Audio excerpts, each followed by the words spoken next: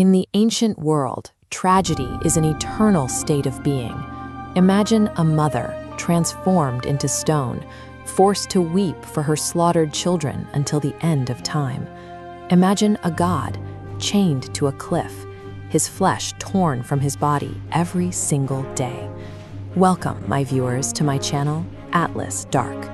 The ancient Greek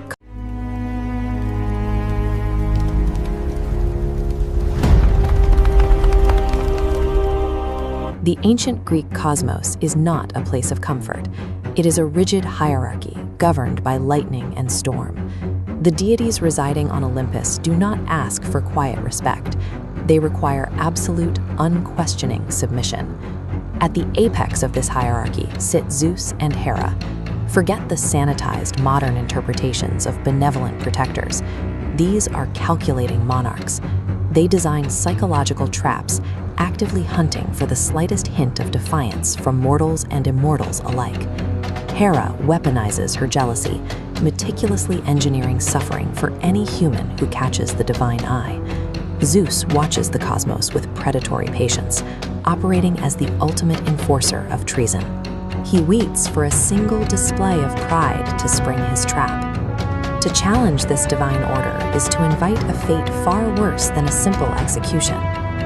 The offending rebel is physically transformed into a permanent, living monument of their own failure. Consider Queen Niobe of Thebes. Blessed with 14 children, she looked at the goddess Leto, who had only 2, and made a disastrous boast. She claimed her maternal abundance made her superior to the divine. Retaliation from Olympus arrived instantly. Leto's 2 children, the twin archers Apollo and Artemis, descended on the city. As Niobe watched in helpless horror, a rain of arrows slaughtered every single one of her sons and daughters. Her grief was so absolute that the gods froze it in place. She solidified into a towering stone, porous enough that rainwater continuously bleeds from its surface.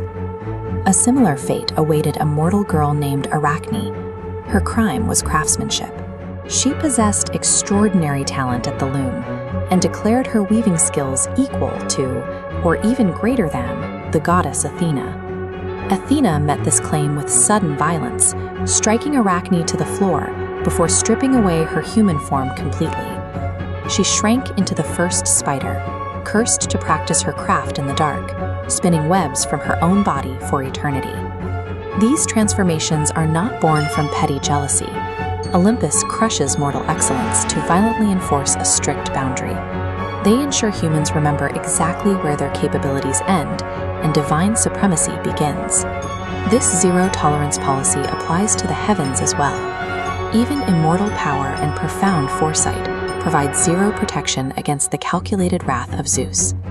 Following the Great War of the Titanomachy, the Titan Atlas faced judgment. Rather than being killed, Zeus cursed Atlas to kneel and physically bear the crushing weight of the heavens upon his shoulders. Over centuries of silent agony, his massive form merged with the earth itself. The living Titan calcified into the sweeping peaks of North Africa, a geological warning to anyone looking up. Prometheus clearly foresaw the agony Zeus would inflict, yet he stole the divine flame to save humanity anyway. Zeus had Prometheus dragged to the desolate edge of the known world.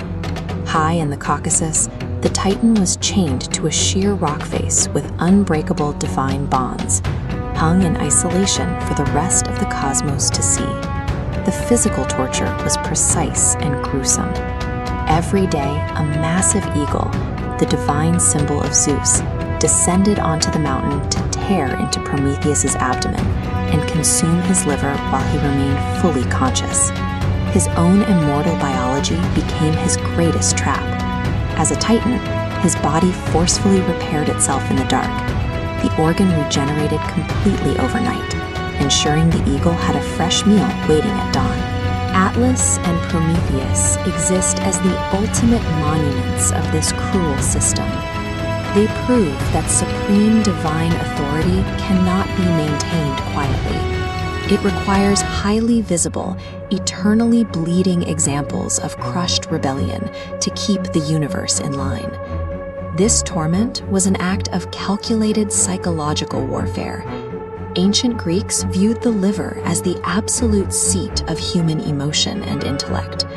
By destroying it daily, Zeus was attempting to rip out the very essence of Prometheus's empathy.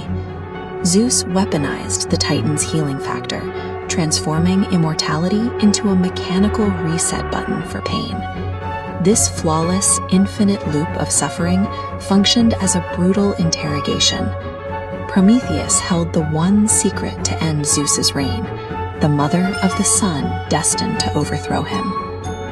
The fire in our hearths, the spiders in the shadows, the weeping stones, and the towering mountains. These are surviving artifacts of divine retribution. They remind us of a harsh, ancient reality. Human progress, civilization, and mortal excellence are inextricably bound to profound suffering. To reach for greatness, to push the boundaries of what is possible, is to invite the wrath of the gods. That is all with this video. See you in the next episode. Thanks for watching.